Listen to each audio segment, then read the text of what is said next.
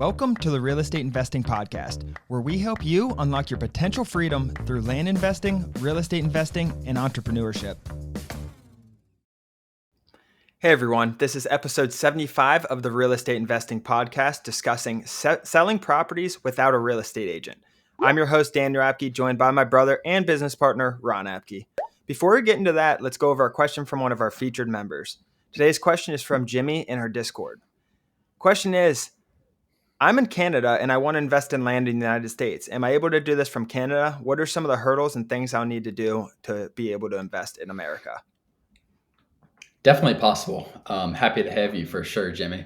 But definitely possible, like I said. The hurdles, Dan, I think, and you can talk more on this because you do this more so, setting up a bank account could be a little more difficult. Getting your identification numbers, stuff like that could be a little more difficult. It's definitely possible. We have people doing it. It becomes more of a hurdle when people, and we'll talk about this for a second, when people are doing it from Europe or something like that because the time difference. So whatever, you might have to call people at midnight or something like that to be able to reach them in the evening because you could be 6 or 8 hours in front of them. But as far as hurdles, if you're in Canada, like I don't see much. We have quite a few Canadians who are doing this in our program successfully. But Dan, can you talk more about the bank account stuff and any other identification stuff? Yeah, If you know. Yeah, I don't know too much about it, to be honest. I've talked to quite a few. I talked to someone from Ireland. I've talked to someone from Netherlands, I think they were. We have two Canadians, I think, in the coaching program. So I know it's very possible. Setting up the bank accounts, what you're gonna be one of the upfront struggles, I think, but you'll need an EIN and everything, which means you'll probably need a US address, which you can get. So I get in our Discord, I would say, and let's connect you if you're not already in the Discord, which it actually says you are in this question. I will connect you with someone that's from Canada. Actually, this is very common. It's very possible, and I think once you get everything set up, to be honest, Ron, there's not many hurdles after that. It's just the initial setup that can be a little tricky for some people. Agreed. Perfect. Well, let's get into the show. Selling properties without a real estate agent. And this is tricky because so many people, especially just, normal non-real estate professionals, think, Ron, that you need a real estate agent to sell a property. I've even heard some people think it's illegal to not sell with a real estate agent. It's very, very common, but you don't need a real estate agent to sell a property. It's that simple. They may help you sell it. They may find a buyer and save you time and work, but it's not always necessary, and you don't need one. So I wanted to just talk about that in our experience. And I have nothing against real estate agents, Ron, but in rural America, it can be very hard to find good real estate agents. For our commercial properties and rental properties, and we're looking right now for a property, we're using real estate agents. They can protect you. There's a lot of great things they can do. They can provide insights. They can see things you don't see. So when we're in metro areas, especially for rentals, commercial properties, things like that, even land in metro areas, we're more likely to use one. I think they come in handy. They're a very good resource, Ron. Yeah, I think, and I've got a bad taste in my mouth sometimes with realtors because how much land we do. But if you're doing structures, buildings like that, there's so much competition between realtors that they need to be really, really good at their job to make a living because it is an extremely competitive industry with, I don't know what the numbers are, but 10% of the realtors make like 80% of the money. Or get like 80% of the deals. The good ones make all the money. So you want to obviously try to find them. But for land, there's a lot less competition. So there aren't as many to call. And we have high expectations when we use a realtor. We have started using realtors more just because it takes a couple of reasons, Dan, because it takes work off of our plate, obviously, and our team's plate. And also as the market is turning, as the market might become, as we might be headed into a recession or the market could be dropping a little bit, a buyer's list, as we've talked about before, is extremely important. So those are reasons we have increased using realtors. But like you said, it's definitely not illegal to not be represented by a realtor and sell your property. At the end of the day, the title company is going to help a ton once you get that property under contract without a realtor. And it's definitely not illegal, and it's definitely more than possible to sell a house, whatever it is, without one. And you're going to get a ton of interest, and there's a lot of ways to do that. Yeah, building those good relationships with title companies really protects you. The real estate agents do review the contracts and whatnot, but you can work with a title company. Like a lot of times they have attorneys, their attorney firms a lot of times and have an attorney on staff or whatnot and paralegals or whatever that is, and they know about real estate. They're more knowledgeable about the contracts a lot of times than the actual real estate agents themselves. So you can utilize title companies for a lot of these contract reviews and just making sure you're protected and whatnot. But for land, I know we just talked about structures and rentals a little bit, but for land, real estate agents aren't as, I'd say, sustainable necessarily because it can be a really small commission for them. I mean, if you have a $50,000 property, $20,000 property, whatever your price is at that range, and you're in rural America, say it's 50 miles from them, 100 miles from Nashville, Tennessee. They need to drive 100 miles away. Maybe they live around there. It's not that easy to find good ones. And for them, I mean, at the end of the day, it's not competitive, Ron, because there's not a lot of them and the money isn't always there for it, especially on these smaller properties. Let's get into Dan. I want to get pretty practical with this. I think let's get in whether it's a house or a piece of land, whatever it is. Let's get into like how to actually do it. I think that's a really important way where we can get pretty practical with what you actually need to do if you don't want to use a realtor. Um, First off, I think you need to make that decision. Like whether you called some realtors and like you just don't find one that you've connected with, like making that decision is the first step. The second step is getting marketing pictures in my mind. So getting good pictures to post on wherever you're going to end up posting it. Um, Tell me if you disagree as I'm going through these, Dan, because this is something because we do this so much. Posting, then you got to find out where you're going to post it.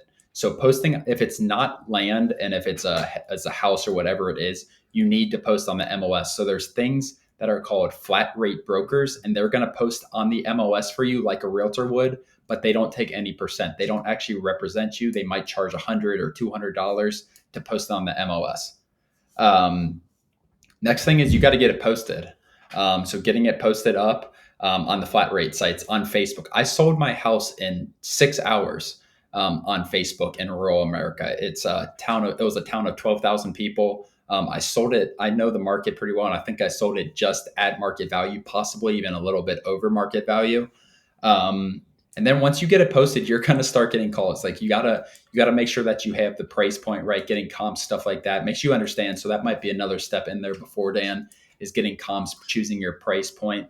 And then Yeah. once you get it posted up, like you're going to have a bunch of calls in there.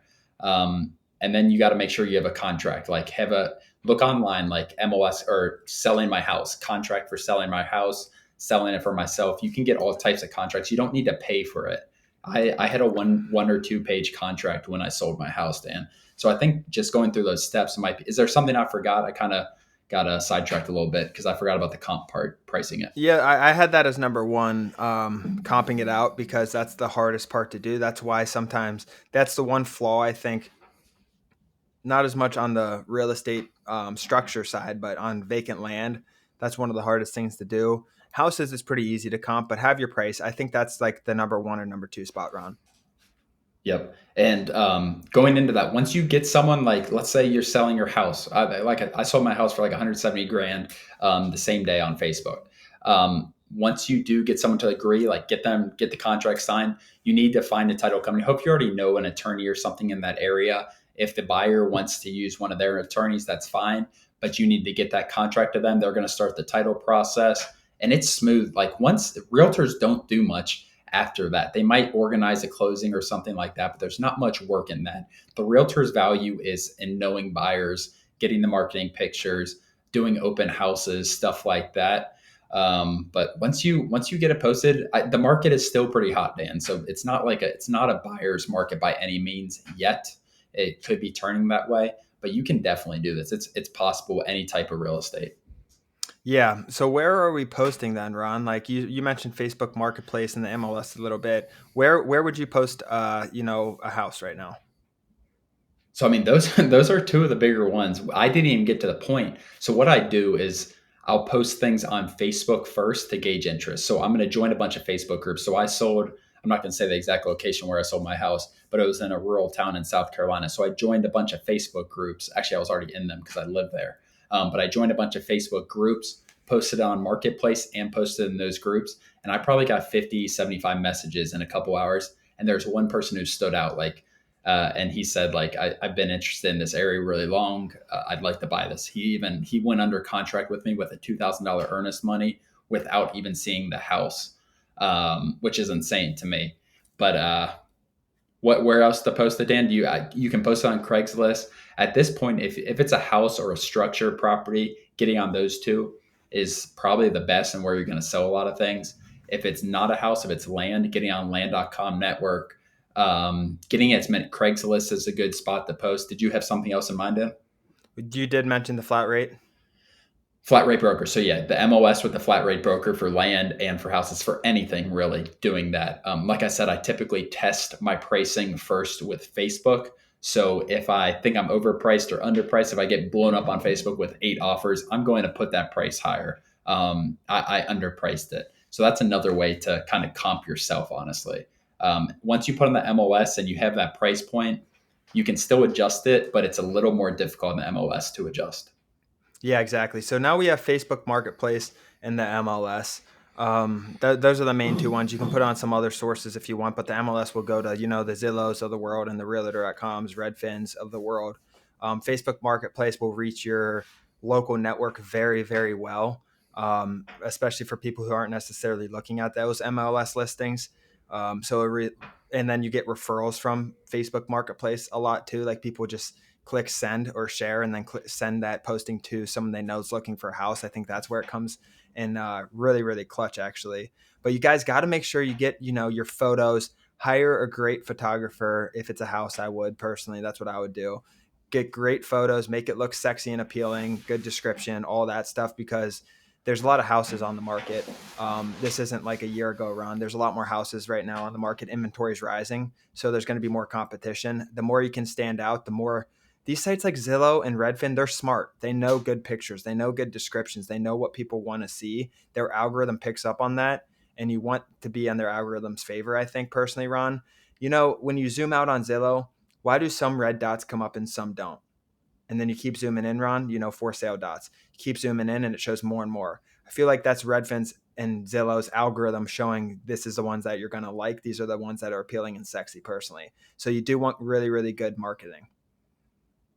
Yeah, and one thing to say, and it might make this episode in general might make realtors a little upset, but that's okay. We're just trying to tell the truth with this.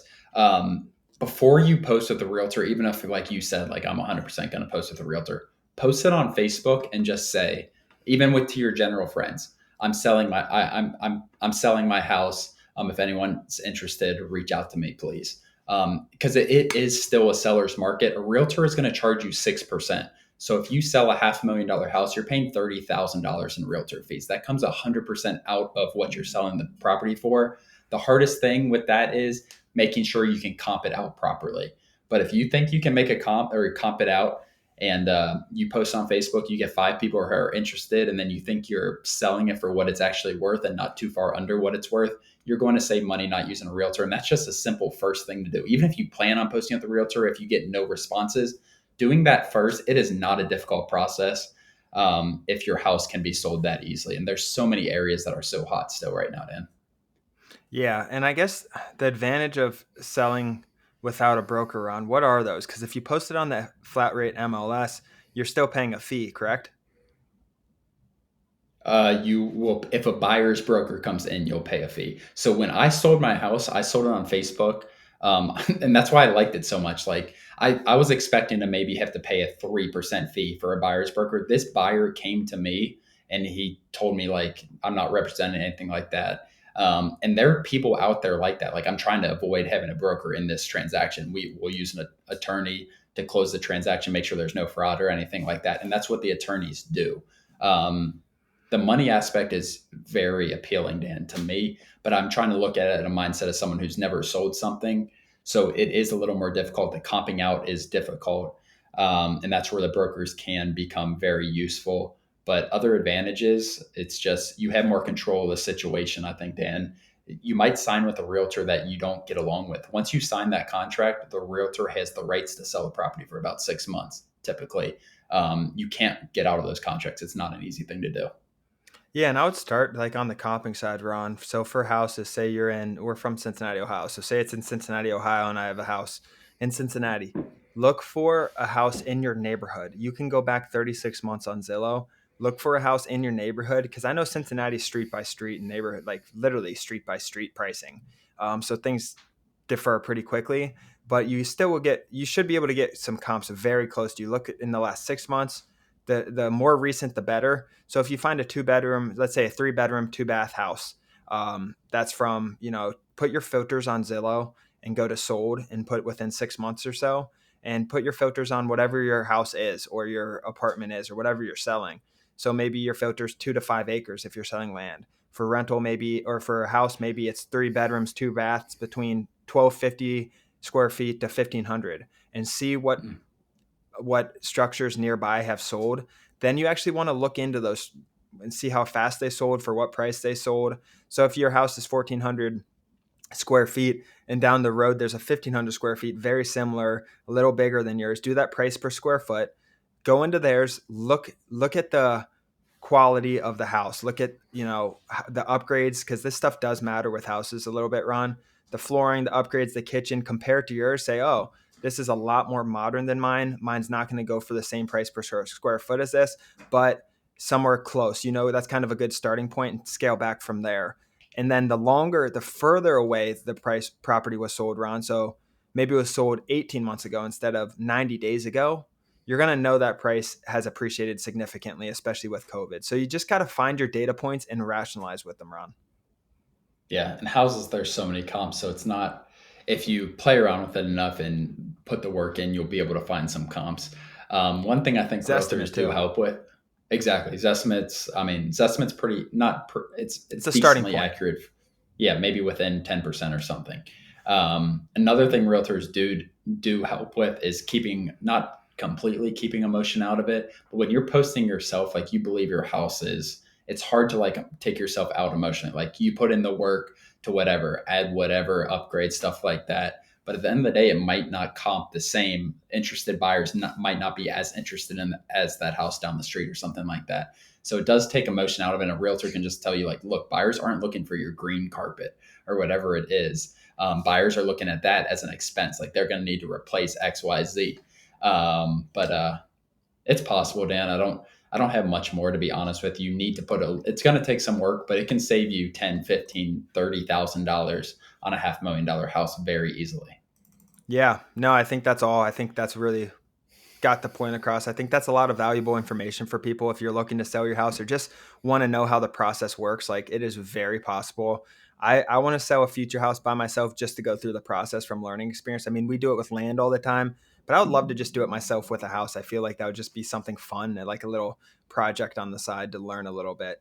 But other than that, guys, Mhm. thank you so much for joining again. To get started and to unlock your potential freedom, visit landinvestingonline.com.